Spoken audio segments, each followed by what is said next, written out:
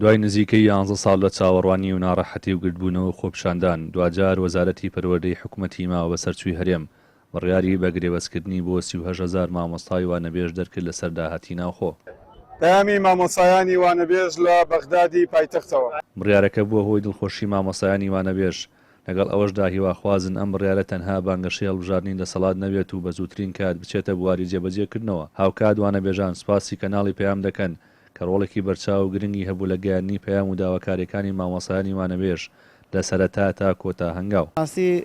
ڕۆژێکی زۆر خۆشە، ڕۆژێکی مێژوێ بۆ ئێمە پیرۆزبایی لە خۆم و لە سەرجەم مامۆستانی وانەبێژەکەم دەستخۆشیم بۆ لە بەڕێزەکان بەڕاستی هەوڵ و مامەڵەبوونێکی زۆریان داوە بەردەوام بە شەو ڕۆژ هاوکارمان بوون دەستخۆشیان لێکەم. وەڵای ئەوەی کە تۆزە جێی نیگەرانیە بۆ ئێمەی مامۆستای وانەبێژ لەم کاتەیە تۆزە نیگەرانی لە ئێمە دروست کردوڵی ڕەنگە ئەمە بانگەشەی بێ بۆ هەڵبژاردن، بەڵام ئیشەڵاوانە هیوای 4 ساڵ تای کرد 30 ساڵە وانەبێژە، من لە 2014 وانەبێژم. ڕاستی سەرەتا ئێمە دەرحسابی بووە، ژیانێکی زۆر ناڕەحەتمان هەبوو.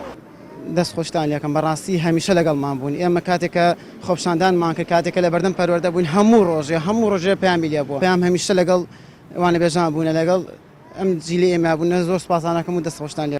سەرەتا زۆر سپاس بۆ کەناڵی پەیام و ستافە جوانەکەی کە بەردەوام لەگەڵمان بوون لە سەرەتاوە تا کۆتایی سوپاسیانەکەین. پیرۆزبایی خۆم لە سەرجەم وانەبێژانی هەرێمی کوردستانەکەم بە هیوام شتی باشتری بەدواوێ.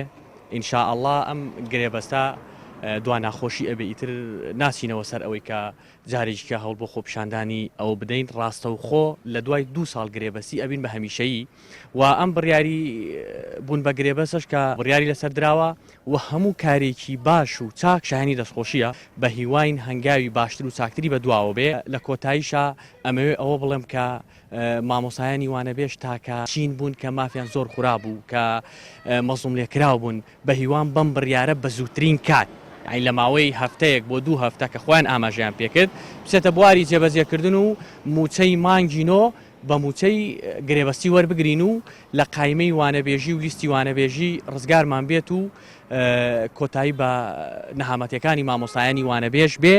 کۆمەڵی دادگەری کوردستان هەر لە سەرەتاوە لەسەر ئاسی فەرمی و بەڕاگەندراوی ئەنجومەنی باڵا و سەرکردایەتی و هەماهەنگی و بەشداری ڕێکخرا و ئۆرگانەکانی لە نەڕەزایەتی مامۆستایان پشتیوانی لە داوەڕاوەکانی مامۆستانی وانەبێژ کردووە و سەرجەم میکانیزمەکانی فشارخستنە سەردەسەڵاتی گرتوۆتە بەر تا بەدەم داواکاری وانەبێژانەوە بچێت. پیرۆزبایی لە سەرجەم مامۆستایانی هاوڕێیان و هاوپیشەکانمانەکەین کە دوێنێک بڕیاری بە گرێز بەستبوونیان بۆ دەرچوو. دیارە دوای ماوەی 9 ساڵ بۆ 10 ساڵ چاوەڕوانی لە ڕاستی ئەمە بڕیارێکی زۆر درەنگ وەختە.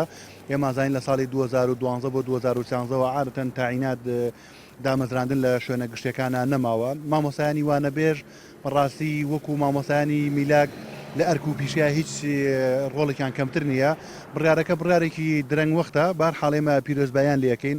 ئێمە هەر لە سەرەتاوە بەڕاستی وەکو حیزب وەکو کۆمەڵی دادگەری کوردستان ئێمە لەگەڵیان نابووین، هاوڕێیان بووین بە جیانمانە هێشتا وەکو کۆتا هەنگاو. هەرچەندە ئەم هەنگاوە بەڕاستی خەباتی مەدەنی مامۆستایانی وانەبێژ خۆیانە، یعنی پێویست بۆ ناکە هیچ کەسێک پیان بفرۆشێتەوە، بە تایبەتی لایەنی حکومی کە ئەمە ئەرک و وەزیفەیانە و بەڕاستی بیریشمان نەچێ ئەمە لە 150 چارەسەری کێشەکەیانە، چونکە گرێبەست ئەم مامۆستا بەڕێزانە ماوەی 9 بۆ 10 ساڵە گرێبەستن. ئەی کە یەکرێن بە هەمیشەی ئایا 9 ساڵیکە چاوەڕێ بن، 10 ساڵیکە چاوەڕێ بن، یان ئەمە بانگەشێکی پێشوەختەی هەڵبژاردنەیە.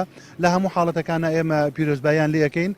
مامۆستایانی وانەبێژ بەڕاستی کلێنێکی گەوریان پڕکردوتۆ لە ناوەندەکانی خوێندنە. لە هەرێمی کوردستان بە گوێرەی ئاماری وەزارەتی دارایی و ئابووری زیاتر لە 38,000 مامۆستای وانەبێژ هەیە و پێش بڕیاری بە گرێبەستکردن بڕی بودجەی پێویست بۆ شایستەدارەکانیان نزیکەی 13 ملیار و 700 میلیۆن دینار بوو. دوای گرێبەستکردنی وانەبێژانیش بڕی بودجەی پێویست لە داهاتی ناوخۆی هەرێم خەرج دەکرێت بۆیان. ڕەبین محەممەد، کەناڵی پەیام.